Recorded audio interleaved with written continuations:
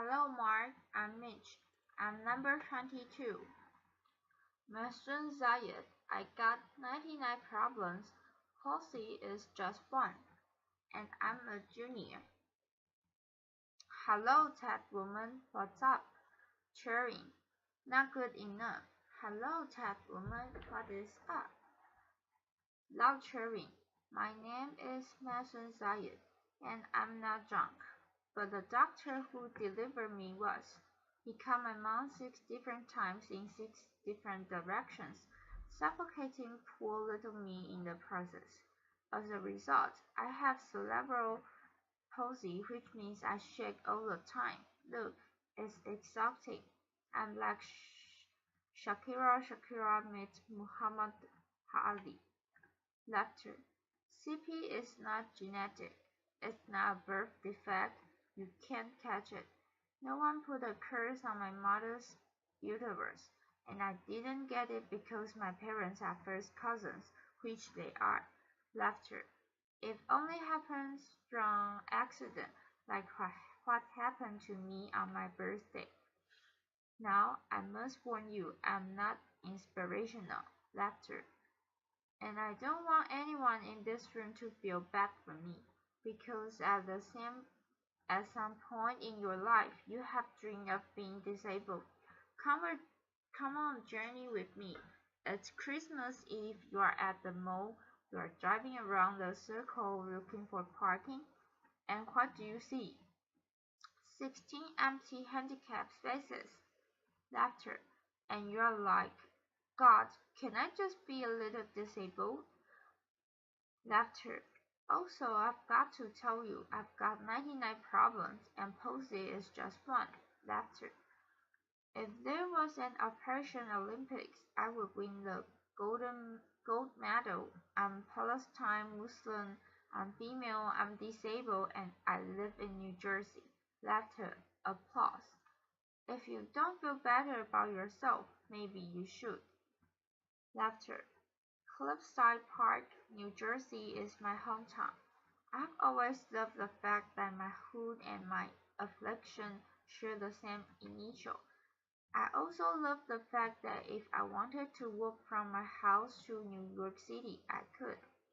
A lot of people with CP don't walk, but my parents didn't believe in can't.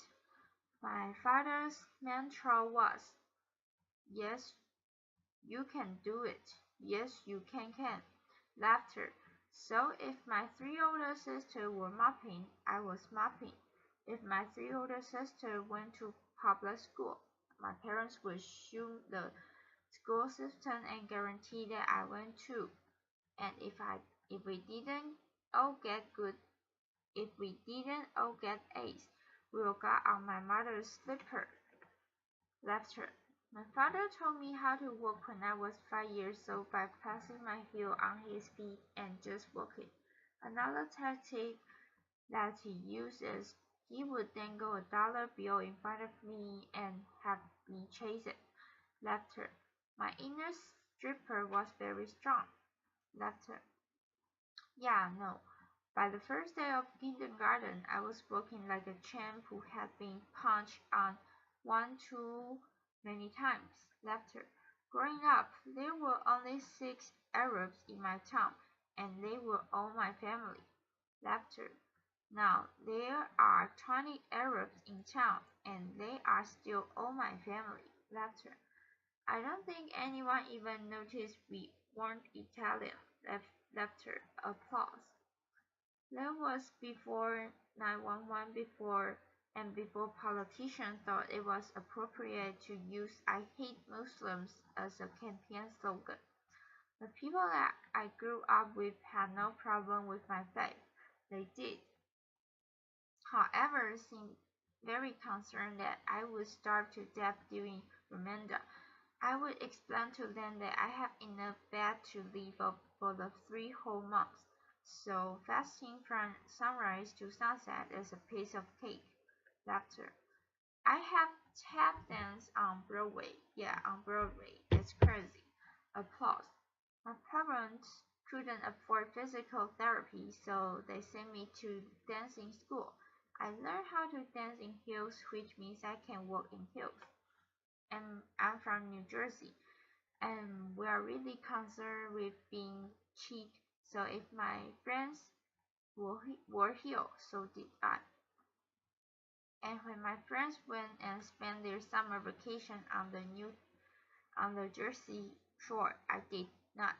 I spent my summers in the war zone because my parents were afraid that if we didn't go back to Palestine every single summer, we'd grow up to be Madonna.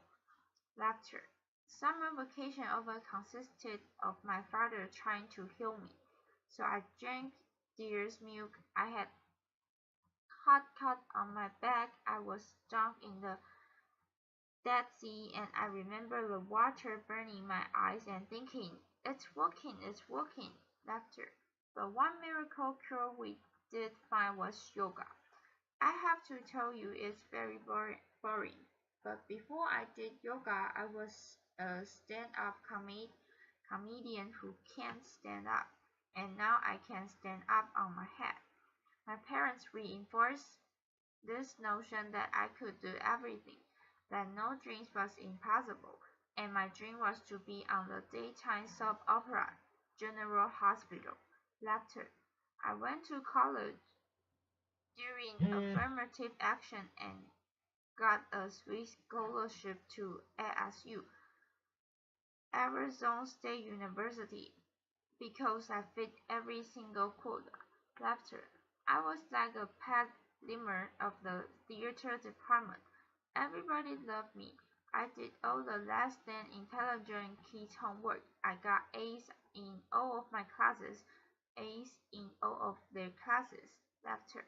After every time I did a scene from the glass Maragini, my professor would weep. But I never got cast. Finally, my senior year, ASU decided to do a show called The Dance Real Slow in Jackson. It's a play about a girl with CP, and I was the girl with the CP. So I start shouting from the rooftop. I finally going to get a part. I have cerebral palsy. Free at last, free at last. Thank God Almighty, I'm free at last. I didn't get the part. Laughter. Sherry Brown got the part. I went racing to the head of the theater department, crying hysterically, like someone shot my car to ask her why. And she said it was because they didn't think I could do the stunt. I said, excuse me, if I can't do the stunt, neither can the character. Laughter, applause. This was a part that I was literally born to play that gave it to a non-palsy actress. Colleague was imitating life. Hollywood was a sordid history of casting able-bodied actors to play disabled on screen.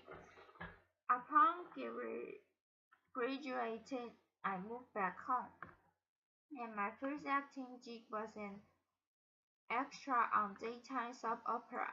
My dream was coming true, and I knew that I would be promoted from diner to worky best friend in no time. Laughter. But instead I remained a glorified piece of furniture that you could only recognize from the back of my head, and it became clear to me that casting director didn't hire fluffy, ethnic, disabled actors. They only hired perfect people, but there were exceptions to the rule. I grew up watching Whoopi Goldberg, Roseanne Barr, Ellen, and all these women had one thing in common. They were comedians. So I became a comic. Laughter, applause. My first gig was driving famous comics from New York City to show in New Jersey, and I will never forget the face of the first comic I ever drew when he realized that he was speeding down the New Jersey Turnpike with a chick with a CP driving him. Laughter.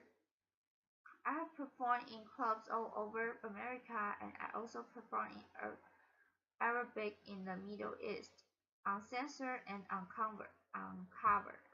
Laughter. Some people say I'm the first stand-up comic in Arab world. I never like to claim first, but I do know that they never heard that nasty little rumor that women aren't funny. They are fine as hysterical laughter. In 2003, my brother from another mother and father, Dean Obidallah, Obidallah, and I started the New York Arab America Comedy Festival, now in its 10th year. Our goal was to change the negative images of Arab Americans in media, while also reminding casting directors that South Asia and Arab are not syn- syn- synonymous. Laughter. Mainstreaming Arab was much easier than conquering the challenge against the stigma against disability. My big break came in 2010. I was invited to a guest on the cable news show Countdown with Keith Olbermann. I walked in looking like I was going to the prom, and they shuffled me into a studio and set me on a spinny rolling chair. Laughter. So I look at the stage manager and I'm like, "Excuse me, can I have another chair?" And she just looked at me and she went, "Five, four, three, two," and we were live, right? So I had to grip onto the anchor stack so that I wouldn't roll off the screen during the segment. And when the interview was over, I was livid. I finally gotten my chance and I blew it, and I knew I would never get invited back. But not only did Mr. Oberman invite me back, he made a full-time contributor and he taped down on my chair. She taped down my chair. Laughter, applause. One fun fact I learned while on the air with Keith Oldman was that humans on the internet are scumbags. Laughter. People say children are cool, but I was never made fun of as a child or an adult. Suddenly, my disability on the World Wide Web is fair game. I will look at clips online and see comments like, "Yo, what's she tricking? Yo, is she retarded?" And my favorite, "Poor Gumby mouth terrorist. What does she suffer from? We should really pray for her." One commenter even suggested that I add my disability to my credit. Screenwriter, comedian, posing. Disability is as visual as race. If a wheelchair user can't play Beyonce, then Beyonce can play a wheelchair user. The disabled are the largest. Yeah, clap for that, man. Come on. Applause. People with disabilities are the largest minority in the world, and we are the most underrepresented in entertainment. The doctor said that I wouldn't walk, but I am here in front of you. However, if I grew up with social media, I don't think I would be. I hope that together we can create more positive images of disability in the media and in everyday life. Perhaps if there were more positive images, it would foster less hate on the internet, or maybe not. Maybe it still takes a village to teach our children well. My cookie journey has taken me to some very spectacular places. I got to walk the red carpet flanked by soap diva Susan Lucci and the iconic Lauren Arabs. I got to act in a movie with Adam Sandler and work with my idol, the amazing Dave Matthews. I toured with the world as a headliner on Arab Gone Wild. I was delegate represented the great state of New Jersey at the 2008 DNC, and I founded Maysoon's Kid, a charity that hopes to give Palestine refugee children a sliver of the chance my parents gave me. But the one moment that stands out the most was when I got, before this moment, laughter, applause. Before the, but the one moment that stands out the most was when I got to perform for the man who floats like a butterfly and stings like a bee, has Parkinson's and shakes just like me. Muhammad Ali. Applause. Applause ends. It was only time that my father ever saw me perform live, and I did dedicate this talk to his memory. Arabic. Allah yak Allah Yahamak Yabya. English. My name is Maysoon Zayid. If I can, you can. Cheering applause. This is the end of my assignment. Thank you, Mark. Bye bye.